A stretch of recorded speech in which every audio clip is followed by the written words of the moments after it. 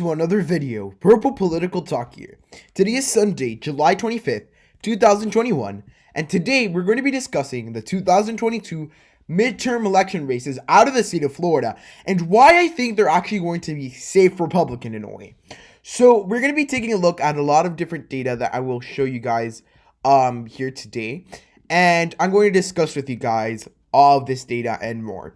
But before I do begin, I want to remind you guys to like, subscribe, turn on post notifications to be up to date with our latest content. And I also wanted to remind you guys that channel memberships are now open.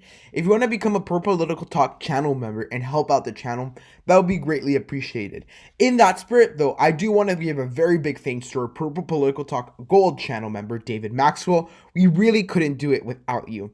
And yeah, now that we've gotten all of this out of the way, let's get started with the video. So, the 2022 gubernatorial and senatorial races in Florida have shown to be that the trends are showing us they're likely going to be very big Republican wins, relatively to the past. I mean, we've seen candidates do plus 12 or plus 8 in Florida before. He received Marco Rubio beat Patrick Murphy by over 8 points. Now, we also have seen in the past very close races, and I'm looking back to the last time the current, seats were elected, being 2018 for this gubernatorial race and 2016 for this senatorial race. So, these races, in a way, they're going to be safe. And I think we're talking more probability. I think we all know right and well that the Republican Party are going to win these races. I think that the trends that are happening in the state of Florida are strong enough to the point where even in areas that, the Democrats have had, insane support in the past, they're losing some support there, especially amongst Hispanic voters in Miami-Dade County. And I'm going to show you guys the map of the changes, right? But I want to go back and talk about what gave Marco Rubio this victory by, that magnitude in 2016 and how that could be replicated. So here we see how Marco Rubio won in Pinellas. He won Hillsborough. Not many Republicans have done that in recent years. He got close in Miami-Dade, similar to Trump 2020 margins.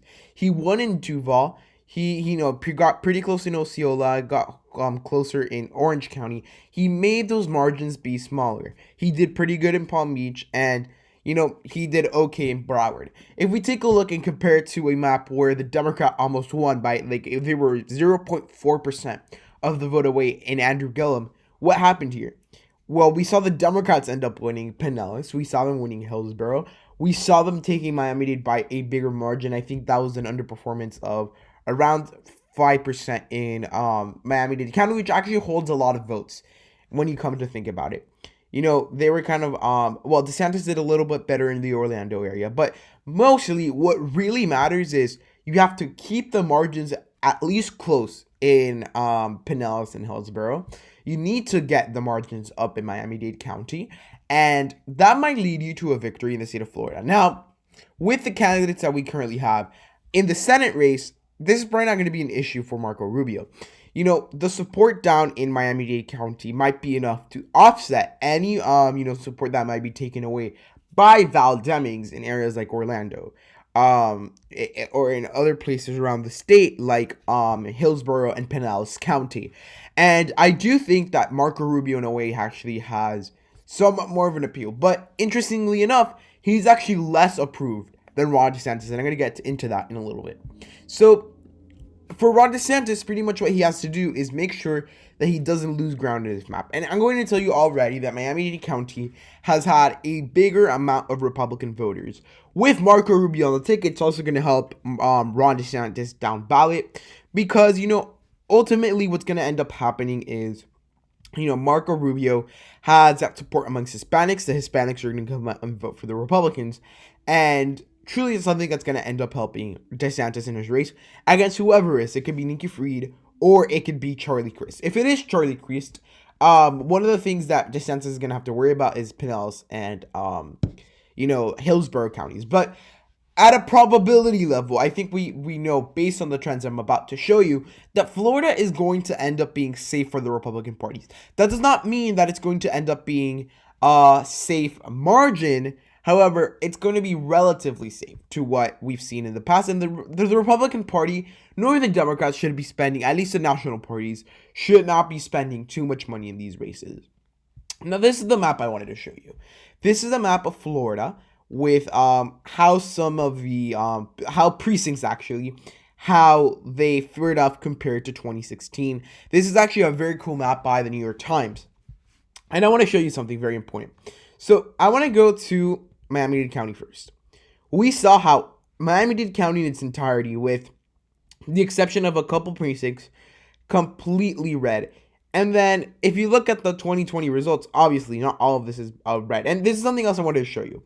This is sort of the quote unquote inner city part, like neighborhoods of Miami, like in this like wing of the where you get closer to the big city. And these are also like more minority neighborhoods. You would see these, and these are more likely not oftenly going to go to the Democrats, of course. And these are the Hispanic neighborhoods. And then if you keep on going down, most of these are Hispanic neighborhoods, right? You see the changes from 2016. All you see is red, hard red. That's more than a 15% vote flip, which means that going forward, it's going to be relatively easy for someone like Ron DeSantis or Marco Rubio to keep on carrying this out to Miami. But it's not only in Miami.